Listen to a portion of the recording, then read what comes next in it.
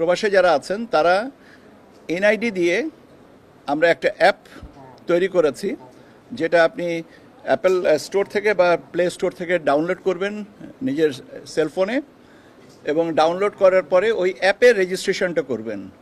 অ্যাপের নামটা হচ্ছে পোস্টাল ভোট বিডি। অ্যাপটা এখনও পর্যন্ত লঞ্চ হয়নি, কিন্তু আমরা অ্যাপটাকে কমিশন থেকে মোটামুটিভাবে সম্মতি দেওয়া হয়েছে যে এই অ্যাপ নামটা হবে এই অ্যাপ। তো এই অ্যাপটা হচ্ছে যে ভোটাররা যারা প্রবাসে আছেন তারা এনআইডির মাধ্যমে মাধ্যমে এইটা অ্যাক্সেস করবেন। আমরা যেমন বিভিন্ন ফাইন্যান্সিয়াল ইনস্টিটিউশনসের সাথে বা ফাইন্যান্সিয়াল যে অ্যাপগুলো ব্যবহার করি, সিমিলার পদ্ধতিতে আমরা অ্যাপের মাধ্যমে রেজিস্ট্রেশন করব। রেজিস্ট্রেশনের যখন আমরা অ্যাপ দিয়ে এনআইডি অ্যাপের মাধ্যমে এনআইডি দিয়ে আমরা রেজিস্ট্রেশনটা করছি, তখন ভোটার যে কনস্টিটিউয়েন্সিতে নিবন্ধিত বা ভোটার যিনি বর্তমান ঠিকানায় দিয়ে কনস্টিটিউয়েন্সিটা যেহেতু নির্ধারিত, অটোমেটিক্যালি এটা ইন্টিগ্রেট করা আছে এনআইডি ডেটার সাথে। এটা পুল আপ করে নিচ্ছে যে তিনি কোন কনস্টিটিউয়েন্সিতে ভোটার, তার বর্তমান ঠিকানা, যেটা আমাদের এনআইডি কার্ডের পিছনের দিকে যেটা আছে বর্তমান ঠিকানা। এর সাথে ভোটার তার কোন ঠিকানায় ব্যালট পেপারটা পেতে চান প্রবাসে, সেই ঠিকানাটা দিতে হবে। প্রবাসে উনি যে ঠিকানায় অবস্থান করছেন বা যে ঠিকানায় উনি ব্যালট পেপারটা পেতে চান সেটা তিনি দিবেন। এরপরে আমরা নির্ধারিত সময়ে, এখন আপনি যদি আমাকে জিজ্ঞেস করেন নির্ধারিত সময়টা কত তারিখ, এই তারিখটা এখন আমরা নির্ধারণ করিনি, কারণ এই তারিখটা নির্ধারণ করিনি, এর সাথে শিডিউল ঘোষণার একটা সম্পর্ক আছে। সেই জন্য যেহেতু শিডিউলটা এখনও ঘোষণা হয়নি, সেই জন্য আমরা তারিখটা নির্ধারণ করিনি। আমরা মোটামুটিভাবে একটা ফ্রেম অফ রেফারেন্সে রেখেছি। তা সে তারিখটা থাকতেও পারে, সে তারিখের আগেও হতে পারে, পরেও হতে পারে। সেই জন্য আমি তারিখটা সম্পর্কে কোনো ধারণা এই মুহূর্তে নির্দিষ্ট করে বলবো না। আমি শুধু বলবো যে আমরা নির্দিষ্ট সময়ে একটা ব্যালট পেপার আরেকটা খামের ভিতরে ভরে, একটা বড় খামের মধ্যে 3টা খাম দিয়ে আমরা যিনি প্রবাসী যে ঠিকানাটাই দিয়েছেন সেখানে আমরা পোস্ট করব।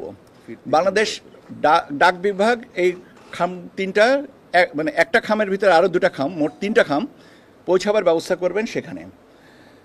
এখান থেকে পৌঁছাবার পরে প্রাপক বা প্রবাসী প্রথম খামটা খোলার পরে আরও যে 2টা খাম থাকবে, সেখানে আমাদের নির্দেশনাবলী থাকবে, সেই অনুযায়ী তিনি নির্ধারিত সময়ে ভোটটা দেবেন। এখন নির্ধারিত সময়ের ব্যাপারটাও আমি এই মুহূর্তে আপনাকে নির্দিষ্ট করে বলতে পারছি না, কারণ এটার সাথে প্রতীক বরাদ্দের ব্যাপার আছে, নাম বরাদ্দের ব্যাপার আছে, এবং এটা শিডিউলের সাথে সম্পর্কিত।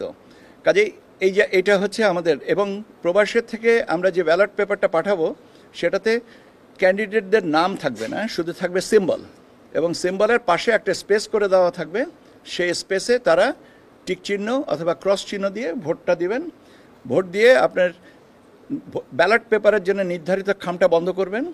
সেই খামটা অন্য আরেকটা খাম, যেটা দ্বিতীয় খামটা, সেই খামের ভিতরে ভরে ওনার নিয়ারেস্ট পোস্ট বক্স বা পোস্ট অফিসে উনি পোস্ট করে দিবেন। এটা ডাক বিভাগের মাধ্যমে আমরা নির্ধারিত কনস্টিটিউয়েন্সিতে যাবে। এখন কোন কনস্টিটিউয়েন্সি, দ্যাট ইজ রিটার্নিং অফিসারের কাছে যাবে। এখন আপনি প্রশ্ন করতে পারেন যে রিটার্নিং অফিসারের ঠিকানাটা পাবে কোথায়? রিটার্নিং অফিসারের ঠিকানাটা আমি একটু আগে বলেছি যে এনআইডি ডেটা পুলের সাথে, ডেটার সাথে আমাদের এটা ইন্টিগ্রেট করা আছে, যে বর্তমান অ্যাড্রেসে অনুযায়ী তার ভোটার এলাকাটা নির্ধারিত, এবং ভোটারের এলাকায় যে রিটার্নিং অফিসার আছে সেটা অটোমেটিক্যালি ইনকর্পোরেটেড হয়ে যাবে।